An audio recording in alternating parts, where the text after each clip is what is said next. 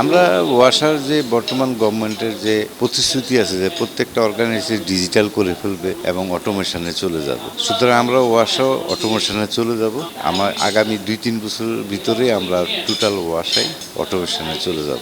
আগামী 2 বছরের মধ্যে চট্টগ্রাম ওয়াসার ব্যাক ধরনের সেবা অটোমেশনের আওতাত আনা হইব বলে জানাই সংস্থায় নবনিযুক্ত ব্যবস্থাপনা পরিচালক প্রকৌশলী সেলিম মোহাম্মদ জানে আলম।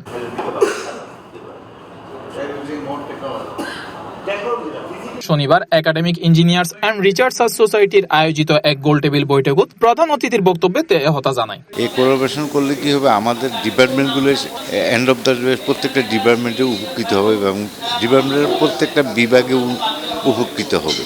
চট্টগ্রাম বিশ্ববিদ্যালয়ের ইঞ্জিনিয়ারিং অনুষদের ডিন অধ্যাপক ডক্টর মোহাম্মদ সানাউল্লাহ চৌধুরীর সভাপতিত্বে আয়োজিত এই গোলটেবিল বৈঠকত অতিথি হিসেবে উপস্থিত আছেন চুয়েটের সাবেক উপাচার্য অধ্যাপক প্রকৌশলী Mozammel Haque, National Academy for Planning and Development পরিচালক প্রকৌশলী ডক্টর মোহাম্মদ আব্দুর রশিদ এবং চুয়েটের ইলেকট্রিক্যাল অ্যান্ড ইলেকট্রনিক ইঞ্জিনিয়ারিং বিভাগের অধ্যাপক প্রকৌশলী ডক্টর আহসানুল্লাহ সহ বিশিষ্ট প্রকৌশলী ও গবেষকগণ। এখানে যে কোনো প্রজেক্ট বলি, যে কোনো ডেভেলপমেন্ট বলি, এটা পারফেক্টলি করা ইজ ভেরি মাচ পসিবল।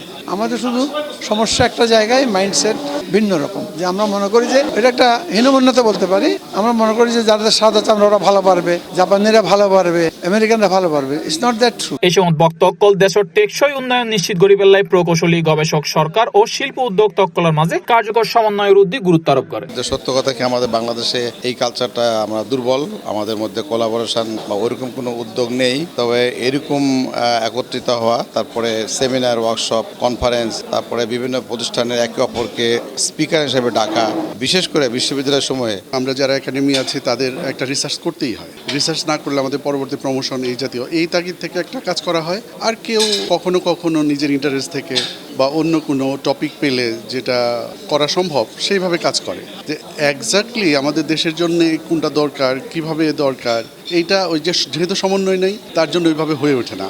এটাই সবচাইতে একটা বড় গ্যাপ, যার ফলে এটা অনেক সময়ই সরকারের যে চাহিদা, সরকারের পরিকল্পনা এবং ইঞ্জিনিয়ার যারা কাজ করছে তাদের সঙ্গে অ্যালাইন হয় না। অ্যালাইন না হওয়ার জন্য আসলে আমাদের এই রিসার্চটা দেশের জন্য খুব একটা বেশি ফ্রুটফুল হয় না। চট্টগ্রামের একখানে স্মার্ট সিটি রূপান্তর করি বেলায় প্রকৌশলী ও গবেষক কলার ওয়ারের সরকারের সেবা সংস্থায় কিন্তু সমন্বিত উদ্যোগের হন বিকল্প নাই বলে মন্তব্য করেছে একাডেমিক ইঞ্জিনিয়ার্স অ্যান্ড রিসার্চার্স সোসাইটির সাধারণ সম্পাদক প্রকৌশলী আরিফ হাসান চৌধুরী। এখানে বিশেষ করে আমাদের চট্টগ্রামকে যে আমরা যে বলছি একটা স্মার্ট চট্টগ্রাম এবং এটাকে বাণিজ্যিক রাজধানী করার জন্য যে এইম এবং ভিশন নিয়ে, তাহলে এখানে আমাদের অনেকগুলো ডেভেলপমেন্ট দরকার আছে।